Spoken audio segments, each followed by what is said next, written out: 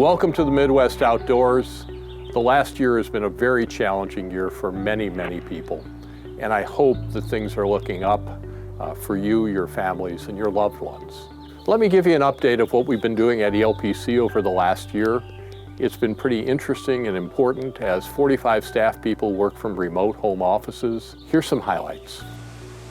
It's been a big year for the Great Lakes. As you know, President Trump tried to zero out the very successful Great Lakes Restoration Initiative. We were successful in defending against the cutbacks, and over the last year, we managed to increase the funding in the program from $300 million up to $375 million, and it's going to scale all the way up to $475 million to protect the Great Lakes. This is a big success for the coalition, and even in today's very divided Congress, when it comes to the Great Lakes, we have strong bipartisan support, and that's going to make a difference going forward. At the same time we've been working in Congress, we've also been in the federal courts to try to clean up Western Lake Erie.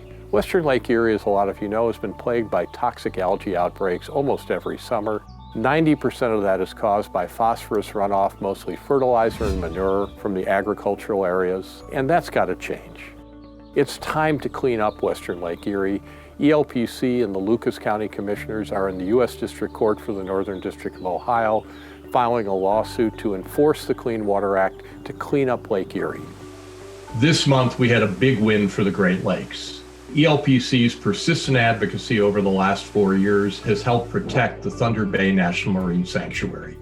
President Trump's administration had a misguided proposal that would have cut this National Marine Sanctuary by 90% and opened it up to oil and gas drilling. ELPC and our Great Lakes environmental and conservation colleagues sprung into action. We got bipartisan support from the Michigan congressional delegation, from a lot of the communities along the coastline, and a lot of people to say, no, don't do it. The new administration has stepped up. The Thunder Bay National Marine Sanctuary is protected for the Great Lakes, and that's a key national precedent.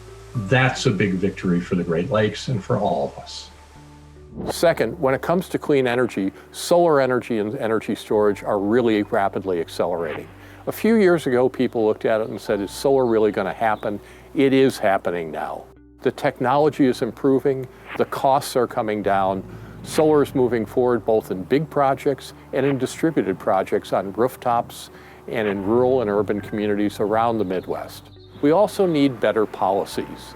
And where that happens is before the state public utility commissions. That's where the rubber hits the road. The ELPC Energy team is in front of 7 state public utility commissions around the Midwest, 2 regional transmission organizations, and the Federal Energy Regulatory Commission. What we're doing is removing barriers to new solar technologies and energy storage getting into the market, and we're creating the right policy incentives to really accelerate solar around the Midwest, combined with energy storage that can transform the electricity system. Let me turn third to federal policy. You know, for 4 years we've been defending against the Trump administration's rollbacks, and ELPC and our environmental partners have succeeded in 3 big lawsuits over the last year in which the U.S. Court of Appeals for the D.C. Circuit has reversed those rollbacks on ozone clean air standards, the Clean Power Plan, and the Clean Car standards. But now there's some real opportunities to move forward with the Biden administration, which is all in for climate solutions across the federal government. When it comes to clean energy, renewable energy, transportation, this is a chance to really move forward in an effective way on climate change solutions. And finally, ELPC is a Midwest place-based organization. We're here to protect the Midwest's vital natural resources and communities. We're working with community partners on the southeast side of Chicago, for example, to protect clean air and safe, clean drinking water and stop more toxic polluting facilities from being located in an area that's already burdened with too many of those.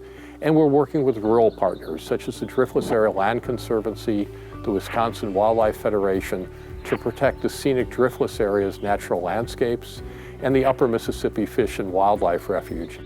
So that's what ELPC has been doing in a nutshell. Thank you for your support. We need your support to get things done to protect people, our communities, and the planet. Thank you for letting me share a few minutes of highlights with you.